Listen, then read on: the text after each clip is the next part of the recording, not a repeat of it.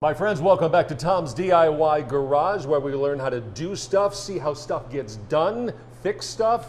We're not doing all of that today. We are on a field trip here. We are at Meat Masters in Katy on Fry Road, right there at Highland Knolls. And after this whole deal, maybe you'll want to get a steak or something else. Joel is the primary butcher here. Yes, sir. Yes, sir. And this is, and you guys have been here 16 years. Yes, sir. Give or take a day or two. Yes, sir. This is, describe what kind of products you have here. Okay, we carry the CAB, that's Black Angus Prime, prime beef. It's from the Midwest. It's all grain-fed, and it's high quality, restaurant quality beef. And so you get basically big chunks of, in this case, beef. Yes, sir. Or other meat products as well. And you're the guy who takes the big chunks and turns them into the delicious chunks that we want to cook on our grills, right? Yes, sir. All right. That's all very technical stuff there. That's how that works. Yeah. So the thing that brings me here, the thing that brings us here is, and I've told you, because things like Facebook and Twitter and Instagram, it's full of experts who will tell you how to do stuff, and I say that with a grain of salt. Yes, sir. But I saw something that said, take a chuck roast, and here's how you cut it down into something like a Denver steak and these sorts of things. And when I said that, you said, oh yeah, I know how to do that, right? Yes, sir. I tried to do that and it turned out terribly. Yeah, sadly. So it got me to thinking that perhaps I could benefit from talking to an expert who knows exactly how to do this. When you look, and we're going to see how you do this, but when you look at a big hunk of beef, a side of beef, your expert eye sees what? How to break it down, where you can take like if it's a hanging beef, you take your on the forequarter is where your chucks and your ribeyes and your ribs and your skirt steaks and all cross rib steaks, cross roast, your shank meat, all that. You got to know how to break it down. And usually you go up 5 ribs and come across, and then you break your rib off your other rib. Then you put it on the saw and cut it up. So I would imagine that there's some type of air quote school that you could go to learn this. Yes, sir. Did you go to butcher school, for lack of a better way? No, sir. How do you learn this? My cousins had a meat market, and at 7 years old, I was out there tying the sausage up and stuff for them, and it just kept on and kept on going. Then I got into FFA, and we would produce our animals right there at the school. When people bought them, we would process them there. So I learned it at school. Kind of on-the-job training, so to speak. Oh, yes, sir. You kind of learn by doing. You watch people who knew what they were doing, and probably a little question and answer. What'd you do there? How do you do that? Is that kind of how that works? Oh, yes, sir. Yes, sir. And then when you, then they let you go on hand and they sit there and watch you and tell you exactly how to do it. Yes, sir. So, do you remember the first time you broke down a side of beef and somebody who knew what they were doing looked at it and said, yeah, you got it right? Do you remember that? Oh, yes, sir. What was that like, that feeling when you got it right? Yeah, that was back in 1976 when I did it, and they told me, you learn quick. That's what they told me. And I was like apprentice, I was learning on the job. And I moved up. It's supposed to take 2 years to graduate. It took me 6 months to do it. So, yeah, so it was good. A 2-year process you did in 6 months. Yes, sir. That seems to suggest you know what you're doing. Oh, yes, sir. So How long does it take you to break down a side of beef? It would take me like maybe 35 minutes. 35 minutes. Yeah, if we had a hanging tree, so when you're breaking it down, you're hanging it all up when you break it down. Yes, sir. And we're going to talk about this, and we'll see it. The knives have got to be super, super sharp.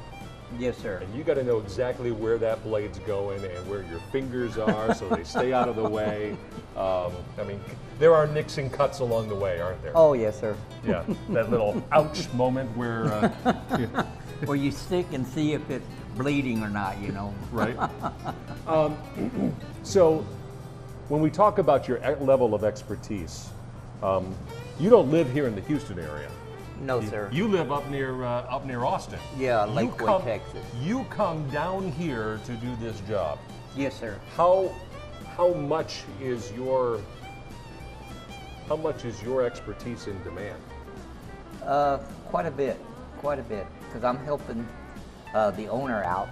He had a stroke, and he didn't have anybody, so I came down here to help him. And we used to work together at a grocery store. A whole chuck, a chuck roll right here. A chuck roll. Yes, sir. All right, so where in the cow did this come from? It comes off of the 4/4. When you break down the 4/4, you take your skirt steaks off, your brisket off, and then you come straight down, cut across, take your cross ribs or your shoulder plot off, and then you got your chuck. And then it comes right there. And this one here doesn't have any bones in it. All right, so it's already been all deboned. Yes, sir. All right. Yes, sir. And how big a piece of meat is this? As it sits? This right here is probably 14 pounds. I like how you did the fine weight. You held it in your hands, and you just know, don't you? Yes, sir. So, Yes, sir. Before you start cutting, what will you get out of this piece of meat? Okay, on this one here, I will get, it looks like a ribeye right here, but it's a chuck eye steak. It has more flavor than a ribeye because of the chuck. It has a little more fat. But people high recommend for chuck eye steak. Yes, sir. I'm going to have to look that up. All right, so you got the 14 pounds of meat. Yes, sir. Let's get started. Where do Okay. you do? Tell me along the way about what you're doing here. Okay.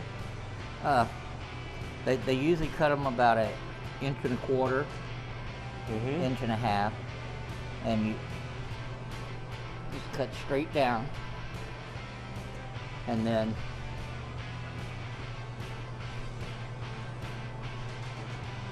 All right. So, what right is this? Is that just trim? this is trim right here. But the next one, or you can make this right here let's see, that right there is like a short, like a rib, like a boneless short rib. Okay. Yeah. All right. This is your chuck eye right here. It's it has the same eye as the rib eye right here. And that's that. The eye here is that nodule of fat. Yes, sir. All right. Yes, sir. And that's your chuck eye there. And then you go right here.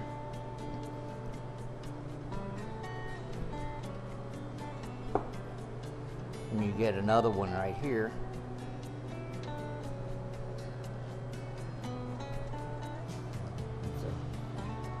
Right. So. Like that's a chuck eye there too. All right. And then this leftover piece right here is what? Is your short rib, your boneless short rib.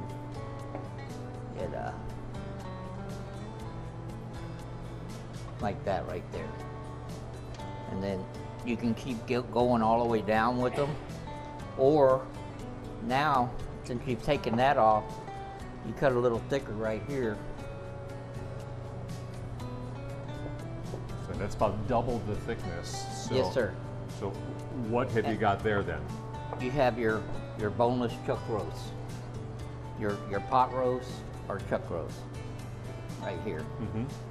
And So if I'm in a grocery store and I grab a chuck roast yes, sir. like this, and I want to get these sorts of things, what would I want to do? Where did I go wrong when I talk about my poor experience cutting something down?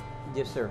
You want to get the front half, the first like 4 inches to get your chuck eye. Because back in the back right here, it's all real lean. And you can still, this one here, you can still get chuck eyes, but this one doesn't have the fat right here like this for a roast that gives it all the flavor. Point out exactly what I'm looking for a delicious chuck eye steak. chuck eye steak that I want to get. Okay. It's you want to get the front half, like when they do, when you get a boneless chuck roast in the grocery store, and it's in a package. Look for the one that has the eye on it, and then you can sit there and take it apart and just cut that eye piece out, and then you have your short rib right here. Or you can take this and make stew meat out of it, or you can make hamburger. But these steaks are very tender, very juicy. This, yes, sir. If you had the opportunity, you would eat that steak. I would eat these over a ribeye. Would you really? Yes, sir. Just because of the way the marbling is, the fat content, and the way that cooks. Yes, sir. This here has all the marbling through here, and these with the chuck, it has a little bit more flavor than the ribeye. So, yes, sir. All right. The ribeyes are great, but if you can get these, they're a lot cheaper, and they're really good.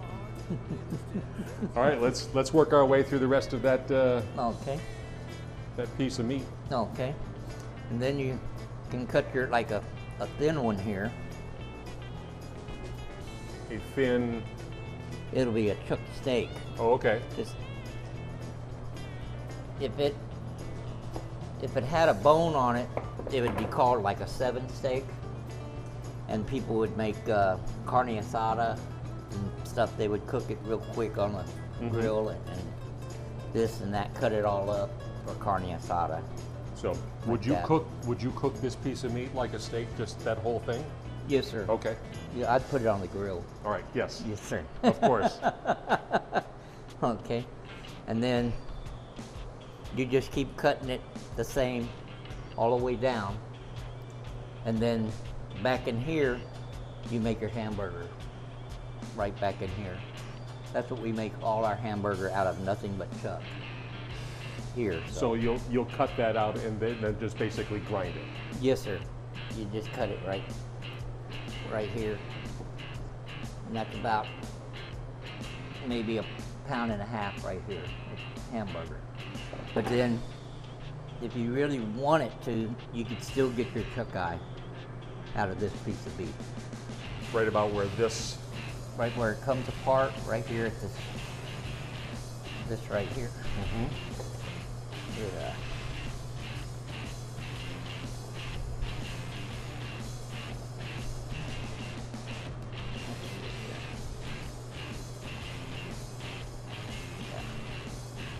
That's just a little thicker one right here. You could cut it in half and it would be the same as these right here. Like,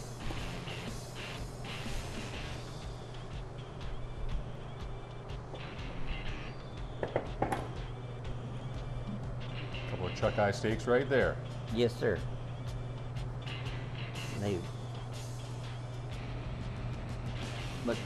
Like on the very first 4 inches, so it has more marbling because it's right next to your ribeye.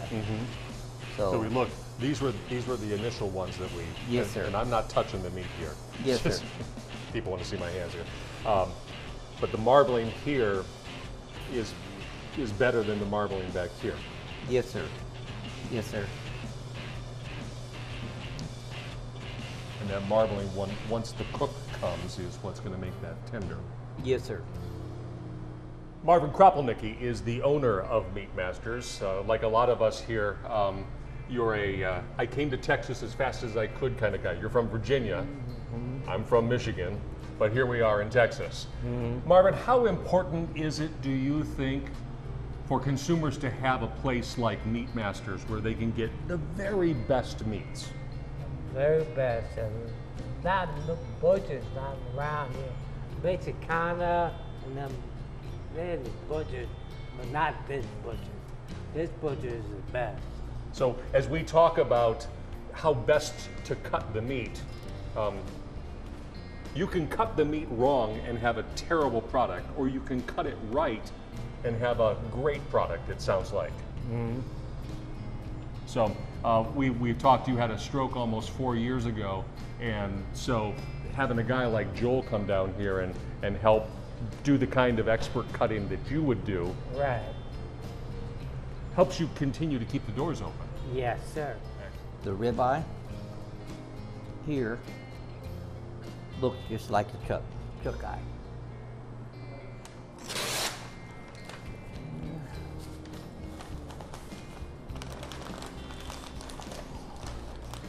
How much does the butchering process affect the taste and the experience of a steak, rib, fill in the blank, whatever meat we're getting? Yes, sir. Like here, we don't have it in the counter. We have it in the back, and we ask them what size they want or what quality they want, and we show it to them. Mm-hmm. And then we come back here and cut it, and it's cut fresh, mm-hmm. right then and there. It hadn't been sitting on a shelf or anything for hours or anything like that. Mm-hmm. We have it cut right then and there, and it's a lot fresher. And if we go back to my experience of trying to break down a chuck roast, because I saw it on social media and doing a bad job at it, in expert hands. Yes, sir. What's the chance? What's the likelihood that those steaks that I was looking for were going to be exactly like I wanted them to be? Yeah, it could have been. It could have been. So an expert butcher kind of makes the steak, doesn't it? In addition to how the steak is grown, how it's cut, yes, sir, and presented, yes, sir, is the other half of that equation. Yes, sir. Yes, sir. It's because if you like on a chuck, on the very first, yeah, about the first 4 inches is where you get your chuck eyes, your boneless ribs, and stuff like that off of it. So, and then you get into your chuck roast and your hamburger and all. Sure. And you break it down. Excellent. And when people want a steak, when they want a roast, when they want to fill in the blank, people like you are going to be here waiting for them, aren't you? Oh yes, sir. Yes, sir. I'm here 4 days a week, so. The place is Meat Masters. Again, I will tell you, it's in Katy. It's on Fry Road at Highland Knolls. If you want a great piece of meat, a quality piece of meat, cut by a guy who knows what he's doing and not by a guy who doesn't know what he's doing, you can learn a whole thing or two, or a bunch, and eat really well in the process if a big hunk of meat is your thing. All right, so go forth and learn how to do it yourself, or learn how it's done in the hands of a master. From Tom's DIY Garage, until we come up with our next project, that's the trick, kids. I'm Tom. Rock on with your bad selves. We'll see you next time.